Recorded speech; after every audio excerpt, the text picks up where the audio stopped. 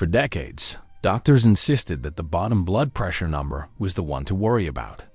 The top number, they believed, naturally rose with age and posed no real concern. Some physicians even considered a systolic pressure of 100 plus your age perfectly acceptable, which meant 170 for a 70-year-old fell within normal range. That belief turned out to be completely wrong. Medical science now confirms that for anyone over 60, the top number, your systolic pressure, poses far greater danger than the bottom one. This reversal in thinking took decades of research, landmark studies, and thousands of patients to establish. But here's what makes this topic even more complicated. Letting your diastolic pressure drop too low creates its own set of problems. You need to understand both numbers and how they interact as your body ages. Over the next 20 minutes, I'll explain what these two numbers actually measure, why the medical community abandoned its old way of thinking, what major research studies revealed, and what warning signs you should watch for when checking your own blood pressure. What do these two numbers actually mean? Blood pressure readings come as two numbers, something like 120/80, and each one measures something different. Systolic pressure, the first and higher number, captures the force of blood against your artery walls at the moment your heart contracts and pumps. This represents peak pressure during each heartbeat, the instant of maximum force. Diastolic pressure, the second and lower number, measures what happens between beats when your heart relaxes and refills, giving you the baseline pressure your arteries maintain constantly. The American Heart Association sets normal blood pressure at less than 120/80 millimeters of mercury for all adults. Stage 1 hypertension starts at 130 to 139/80 to 89, while Stage 2 hypertension begins at 140/90 or higher.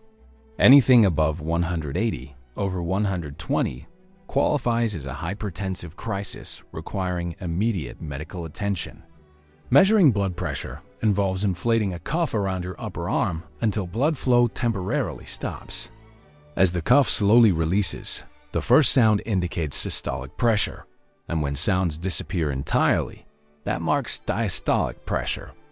Digital monitors detect oscillations in arterial walls to calculate both readings electronically, though these devices can prove less accurate in seniors whose arteries have stiffened considerably. Those are the basic mechanics. Two numbers, two distinct measurements, and for most of medical history, doctors fixated almost entirely on the wrong one. Why medicine got it wrong for so long? Before the 1970s, medical consensus held that diastolic pressure was the dangerous number. Elevated systolic pressure in older adults raised no alarms whatsoever. Doctors viewed it as compensatory, something the body needed to maintain proper blood flow to organs. And some even called it essential, as if the body was wisely raising that top number for good reason. This belief ran so deep that the landmark VA cooperative studies of 1967 and 1970 focused entirely on diastolic readings. Dr. Edward Fries led these studies and established that treating hypertension saved lives, a major finding at the time. But diastolic hypertension served as the entry criterion, and every early clinical trial followed the same pattern. Then 1971 brought a challenge to everything doctors believed. Researchers at the Framingham Heart Study, a massive investigation running since 1948, published evidence that appended conventional wisdom. William B. Cannell and his colleagues demonstrated that comparing systolic and diastolic pressure head-to-head, systolic showed a stronger association with coronary heart disease. The researchers stated directly that mounting evidence suggested many commonly accepted beliefs concerning hypertension and its cardiovascular consequences may be in error. Old beliefs resist change. Even with this evidence in hand, another 20 years passed before the medical community truly shifted its approach. The real transformation arrived in 1991. The SHEP trial, the study that changed everything. June 1991 saw the publication of SHEP trial results in the Journal of the American Medical Association. SHEP, which stands for systolic hypertension in the elderly program, aimed to answer a question no one had definitively tested. Does treating isolated systolic hypertension in older adults actually reduce cardiovascular events? Researchers enrolled 4,736 participants, all 60 years or older, all with isolated systolic hypertension, meaning high top numbers but normal bottom numbers. Half received treatment while the other half served as comparison. The results left no room for doubt. Stroke rates dropped by 36%. Heart failure fell by 49%. This study delivered the first definitive proof that treating isolated systolic hypertension actually made a measurable difference. The SHEP trial reinforced these findings in 1997 with similar outcomes. 2 years later, prominent researcher Peter Sever published an influential editorial in the British Medical Journal titled "Abandoning Diastole: A Direct Call to Recognize What the Evidence Showed." And in 2003, the 7th report of the Joint National Committee on Prevention, Detection, Evaluation, and Treatment of High Blood Pressure, known as JNC7, made the shift official. The guidelines explicitly stated that for persons older than 50 years, systolic blood pressure poses greater cardiovascular disease risk than does diastolic. After decades of focusing on the wrong number, medicine had finally aligned with the evidence. Why systolic pressure becomes more dangerous as you age. The reason systolic pressure becomes the bigger threat with age comes down to what happens inside your arteries over time. Before age 50, both systolic and diastolic pressures typically rise together as arteries develop increased resistance, with both numbers climbing in parallel. Around age 50, the pattern breaks. Diastolic pressure plateaus and then actually starts declining, while systolic pressure keeps climbing. The gap between these two numbers widens considerably. This gap carries its own name: pulse pressure. Normal pulse pressure sits around 40 millimeters of mercury, and when that gap reaches 60 or greater, it signals increased disease risk. Arterial stiffening drives this change, a process called arteriosclerosis. Large arteries, especially the aorta, lose elasticity over time as vessel walls thicken. Elastic fibers degenerate, collagen accumulates, and calcification occurs. Healthy elastic arteries expand to absorb some of the force when your heart pumps, then recoil to help push blood forward. Stiff arteries cannot do this. Unable to expand during pumping, systolic pressure spikes. Unable to recoil properly during rest, diastolic pressure drops. What results is a condition called isolated systolic hypertension, where the top number runs elevated while the bottom number stays normal or even falls low. This represents by far the most common form of high blood pressure in older adults, accounting for 60 to 80% of all hypertension cases in people over 60. The cardiovascular consequences are serious. Isolated systolic hypertension carries a 2-fold to 4-fold increased risk of heart attack, stroke, heart failure, and cardiovascular death. SHEP researchers found that each 10-point increase in pulse pressure was associated with a 32% increase in heart failure risk and a 24% increase in stroke risk among treated patients. That widening gap between your two numbers serves as a warning sign, not just a curiosity. The numbers that show just how risky this is statistics on hypertension paint a stark picture of what seniors face. CDC data from 2021 to 2024 shows that about 47% of adults aged 40 to 59 have high blood pressure, but that figure jumps past 70% for adults 60 and older. Roughly 120 million American adults live with hypertension, and in 2023 alone, it served as a primary or contributing cause of more than 664,000 deaths. The prospective studies collaboration analyzed individual data from 61 studies, involving 1 million adults, and found remarkably consistent results. For every 20-point systolic or 10-point diastolic increase in blood pressure, mortality from heart disease and stroke doubles across ages 40 to 89. Risk increases continuously from levels as low as 115/75, with no apparent safe threshold below which danger disappears entirely. Treatment delivers real benefits. Meta-analyses show that each 10-point reduction in systolic pressure links to 13% lower cardiovascular death risk, 17% lower stroke risk, and 14% fewer overall cardiovascular events. Antihypertensive therapy cuts stroke incidence by 35 to 40%, heart attacks by 15 to 25%, and heart failure by up to 64%. The economic burden reaches staggering levels. Annual U.S. lending on hypertension hit $219 billion, according to 2019 estimates. Hypertensive patients spend approximately $2,760 more per year on healthcare than those without the condition, and their prescription medication costs run 2.5 to 3 times higher. Outpatient costs roughly double, and inpatient costs climb approximately 2.5 times higher. A condition affecting the vast majority of seniors, significantly raising risk of the most common causes of death, and costing the healthcare system billions. Understanding which number demands attention goes beyond academic interest into necessity. The SPRINT trial, proof that aggressive treatment works. Once SHEP established that treating systolic hypertension matters, the next question became how aggressively to pursue it. The SPRINT trial, Systolic Blood Pressure Intervention Trial, addressed this directly. Published in the New England Journal of Medicine in November 2015, the results proved so striking that researchers stopped the trial early.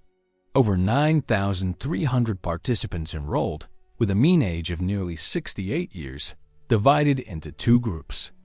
One received intensive treatment targeting systolic pressure below 120, while the other received standard treatment targeting below 140. That 20-point difference in targets produced dramatic differences in outcomes. The intensive treatment group experienced 25% fewer cardiovascular events, while all-cause mortality dropped by 27%, and cardiovascular death specifically fell by 43%. In practical terms, treating just 61 patients intensively would prevent 1 cardiovascular event, and treating 90 patients would prevent 1 death over about 3.3 years. Those numbers needed to treat rank remarkably low for any medical intervention. What matters most for seniors is that patients 75 and older actually experienced even greater absolute benefit from intensive treatment than younger participants. Among the older group, only 20 patients needed treatment to prevent 1 cardiovascular event, compared to 45 for younger participants. The evidence clearly showed that aggressive systolic control helps even at advanced ages. The HYPE trial, extending the evidence to the very elderly. People in their 80s and 90s differ physiologically from those in their 60s, which raised questions about whether treatment would still help the oldest patients. The HYPE trial, Hypertension in the Very Elderly trial, answered this directly with results published in the New England Journal of Medicine in May 2008. Researchers enrolled patients 80 years of age or older and treated them with a combination of indapamide and perindopril. Clear benefit emerged so quickly that this trial also stopped early. Stroke rates dropped by 30%, and heart failure fell by 64%. The most significant finding was that all-cause mortality decreased by 21%. No previous trial had demonstrated that antihypertensive treatment in octogenarians actually reduces total mortality, not just cardiovascular events. The evidence now spans the entire age spectrum. Whether you're 60, 75, or 85, treating elevated systolic blood pressure saves lives. But here's the twist. When diastolic drops too low, if the story ended here, the message would be straightforward. Focus on your systolic number, bring it down, and forget about diastolic. But medicine rarely works that simply, especially in older adults. Arterial stiffening causes systolic pressure to rise while diastolic pressure falls, and that creates a problem. Treating someone to lower their dangerously high systolic pressure often drops their already low diastolic pressure even further. And very low diastolic pressure turns out to be dangerous on its own, particularly for seniors. Research from the Framingham Heart Study and other sources identified what's called the G-curve phenomenon. High blood pressure clearly causes harm, but pushing diastolic pressure too low also increases risk. The concern makes physiological sense because most coronary blood flow occurs during diastole, the relaxation phase. Diastolic pressure dropping below about 60 to 65 millimeters of mercury may reduce blood flow to the heart muscle itself. The Women's Health Initiative Long Life study found that a diastolic pressure of 50 was associated with 33% increased mortality compared to 80. Current European guidelines advise caution when diastolic drops below 70. A 2007 study published in the journal Hypertension examined diastolic blood pressure and mortality specifically in elderly patients with cardiovascular disease, finding that very low diastolic readings increased death risk even when systolic pressure stayed controlled. For seniors with isolated systolic hypertension, treatment becomes a balancing act. Bringing down the dangerous top number matters, but not at the cost of dropping the bottom number too far. The debate over how aggressively to treat older adults. This complexity has sparked ongoing debate within medicine about optimal blood pressure targets for seniors. SPRNT showed clear benefits from intensive treatment, even in patients over 75. But clinical trials systematically exclude the very people most vulnerable to treatment complications. SPRINT and HIVET did not enroll patients with cognitive decline, dementia, loss of autonomy, or orthostatic hypotension, which is blood pressure dropping upon standing. These conditions are extremely common among the oldest and frailest seniors. A 2020 UK primary care study examined this question using real-world data from over 415,000 patients, 75 and older. The findings raised concerns. Blood pressure below 130/80 was associated with excess mortality, particularly in moderately to severely frail patients. That's the opposite of what clinical trials showed. The explanation lies in patient selection. Trial populations undergo careful screening that excludes frail people who might be harmed by aggressive treatment. Real-world medical practice includes those frail patients, and they need different approaches. Meta-analyses confirm this pattern. Non-frail older adults with systolic pressure below 140 show lower mortality, but frail older adults gain no mortality benefit from aggressive treatment and may actually suffer harm. A Chinese longitudinal study found a U-shaped relationship between systolic pressure and mortality in frail seniors, with both high and low readings increasing risk. Optimal targets for frail elderly patients may differ from those for healthier ones. Fall risk represents another serious concern.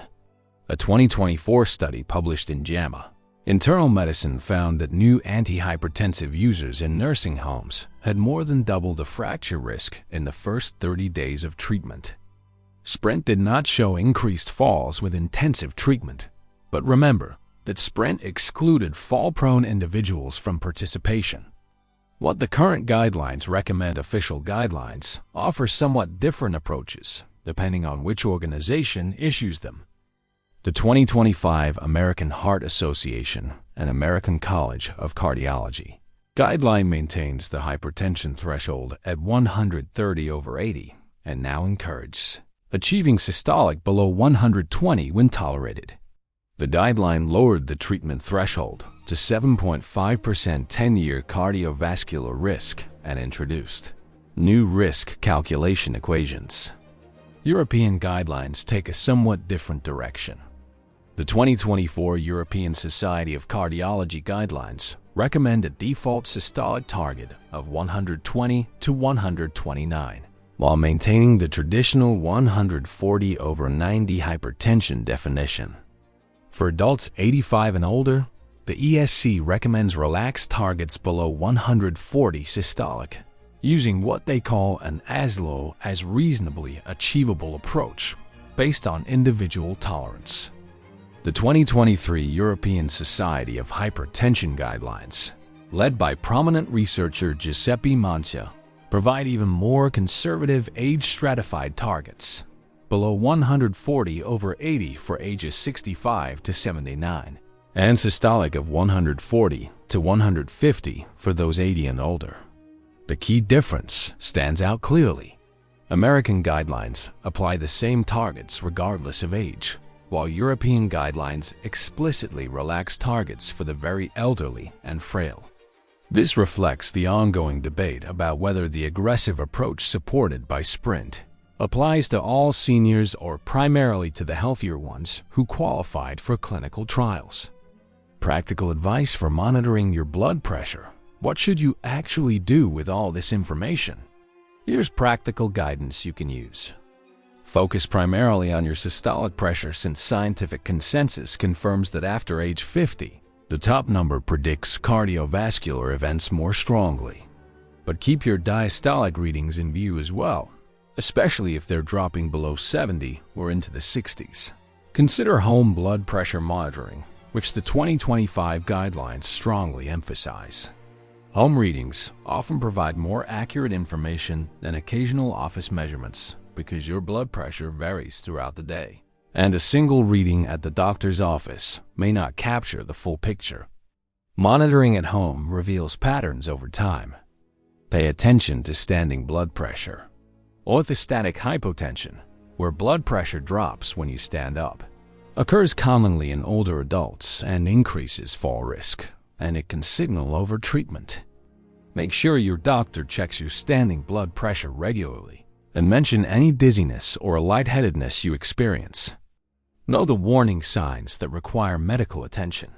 Persistent systolic readings above 150, any symptoms suggesting stroke or heart problems, and diastolic readings consistently below 60. Very low diastolic pressure in seniors, especially combined with high systolic, warrants a conversation with your physician about whether treatment needs adjustment. Medication choice matters as well. For isolated systolic hypertension, thiazide diuretics and calcium channel blockers remain first-line treatments based on evidence from the SHEP and SYSTIOR trials. ACE inhibitors and ARBs also work well and may offer benefits for cognitive function. Beta blockers and alpha blockers generally are not recommended as first-line agents for elderly patients because of fall risk. Treatment should be individualized to your situation. Your optimal blood pressure target depends on frailty status, cognitive function, other health conditions, and personal goals. A 2024 Cochrane review concluded that while intensive targets benefit most older adults, those 80 and older and frail individuals may face different risk-benefit profiles. One size does not fit all, particularly for the oldest patients. The bottom line: scientific evidence overwhelmingly establishes systolic blood pressure as the more dangerous number for adults over 60. Decades of research and multiple randomized controlled trials support this conclusion. The 1991 SHEP trial marked the turning point, and SPRINT in 2015 reinforced that treating elevated systolic pressure saves lives even in patients over 75. But the message isn't simply to ignore diastolic.